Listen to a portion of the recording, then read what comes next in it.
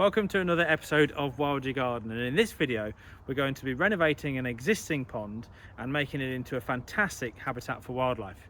Now, as you can see, the pond behind me is a really good habitat already, and it's full of newts and frogs. There's a few toads as well, and even home to a family of moorhens which lay 2 or 3 broods a year, which successfully have fledged, and they've now moved off the pond. It's early November, so it's a really good time to be thinking about revamping this existing water body and starting to do some of the clearance works, obviously because most of the wildlife is now dispersed out of the pond, or it's at its final stages, i.e. for example the larvae, of course, anything like your dragonfly nymphs, damselfly nymphs. We can now collect those out of the water once the water is drained down, keep them in some buckets, and of course house those temporarily until we have lined the pond, when we can obviously put them back in.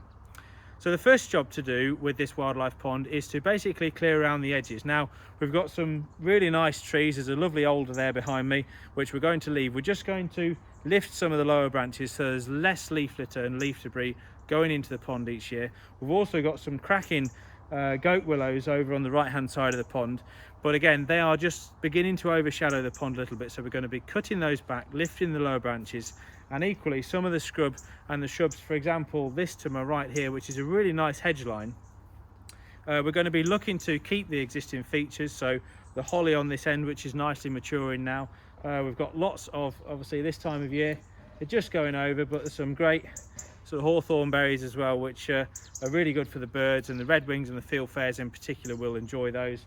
And also there's some sloe berries on the blackthorns, which are again going to provide a good food source for our thrushes and other birds through the winter months. So we're going to retain as much as that as we can, but with blackthorn it is a little bit invasive and it does spread by suckers, so we're going to be taking some of those out away back from the pond edge, and also some of the other trees that have naturally regenerated and that are growing right on the pond edge, which will then give us a nice band of planting, if you like, for all the native wildflowers, things such as the purple loosestrife, the watermint, the brook lime, and everything else that we'll come on to later on when we get round to planting it. So the first things first is to get the shrubs and everything cut back, and then of course we can look at pumping the water out and seeing what we've got.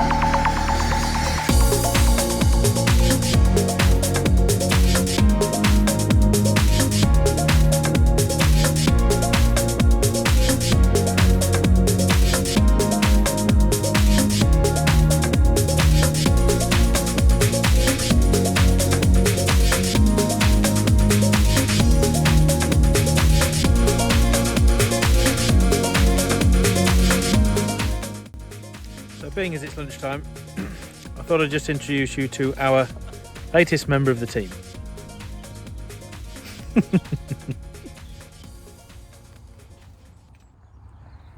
So if we take a moment just to expand on a point I made a little while ago about the leaf debris entering the pond, and you may be able to see from this angle just how black that water is, and that of course is from all this leaf litter dropping into the pond and rotting down over time, and of course increasing the nutritional value of the water, which is a bad thing for the wildlife and for the plants in it. Hence why there isn't that many wildflowers, or there aren't that many wildflowers in the middle. Things like your lilies and things, obviously they will struggle if the water is too rich and fertile.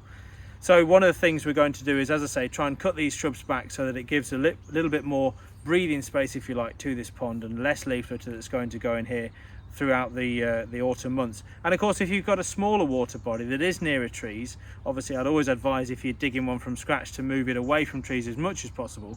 But if you have got an existing water body and you do have a bit of an issue with leaf litter, of course there are two ways you can combat this. One is by actually clearing the leaves off the surface of the water, as they fall or as they land, which of course is a bit tiresome and a bit tedious. So that might not be practical, of course, in winter months as well. If obviously most of you have a 9 to 5 and you're going out in the dark, coming back in the dark.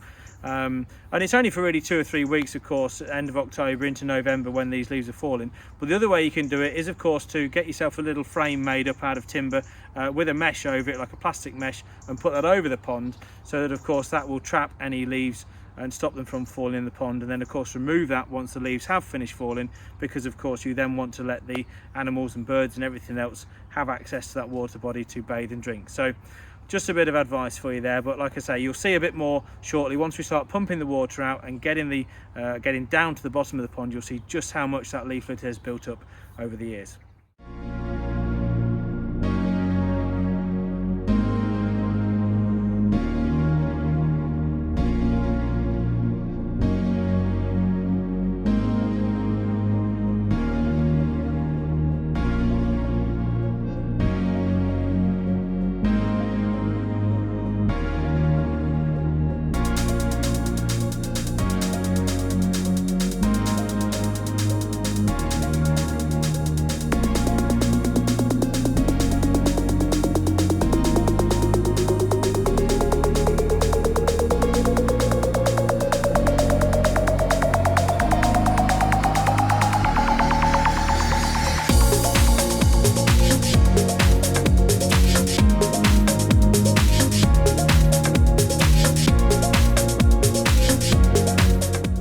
Clearing out the old pond, you can see we've got the pump in the middle, just taking out the last of the water. And look at that behind me, that is like gold. That stuff is absolutely what you want in a pond. That's all hornwort, which is your oxygenating plant, which does very well in shady conditions, which obviously these trees have provided.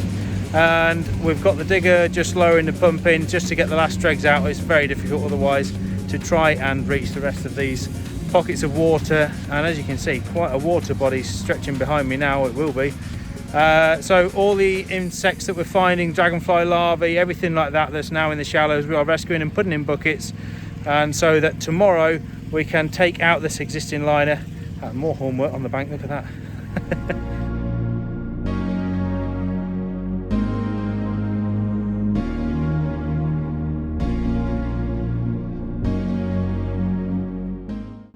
So you can now see we've got most of the water out of the pond. There's only a little bit left, but unfortunately now the consistency has turned somewhat into more of a thick soup consistency. So it's very, very difficult to try and pump it, because of course it's just that much heavier than the water, so it's a bit awkward for our pump. So we are down to physically removing it now with the digger bucket, which is a long and slow process.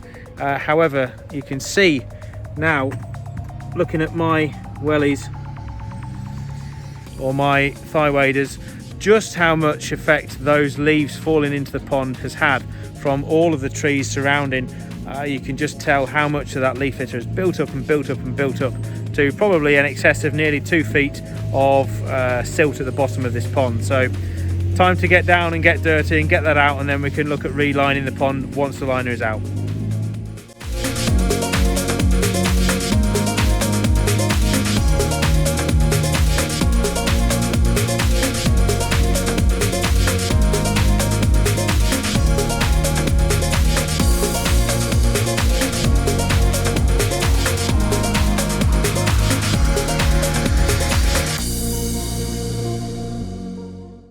So for those of you that have been following what I do for a few years, you'll know how much I bang on about grey wagtails coming to one of the ponds I build. And if you can see behind me, just on the wire there, we've got a little visitor. Oh, there we go, dropping down into the pond just to get these birds do thrive on the insects that are associated with water bodies. So yeah, great to see, absolutely gorgeous little bird.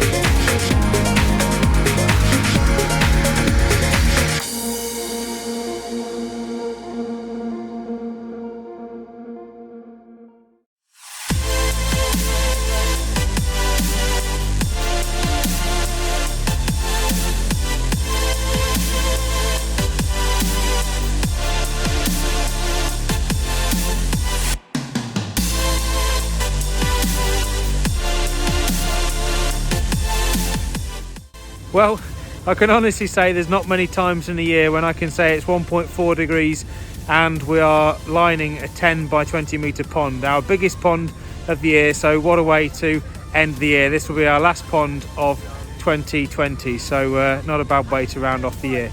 And as you can see, Jack and Ash have been working tirelessly today. It's been freezing cold, fingers red raw, but absolutely worth it once we start getting the hose on this.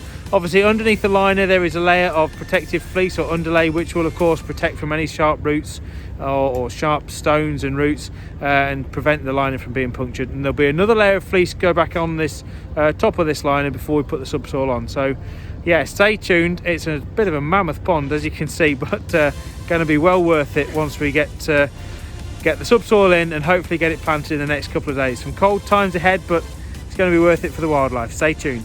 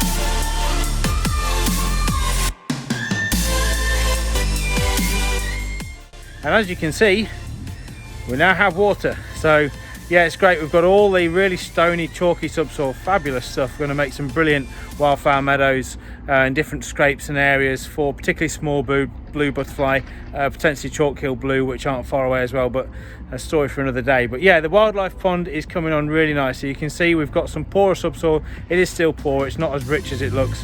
Around the edges of the pond, most of the central part, as I say, is completely filled with this poorer stony stuff, as you can see. So yeah, all looking good. The fog's really coming in now. It was a really bright blue sunny day about half an hour ago, but the fog's starting to settle, so I don't think we'll get much more done today. But yeah, there you go. We've got the rest of the topsoil to go around the edges, as I say, and then we can start thinking about planting. Stay tuned.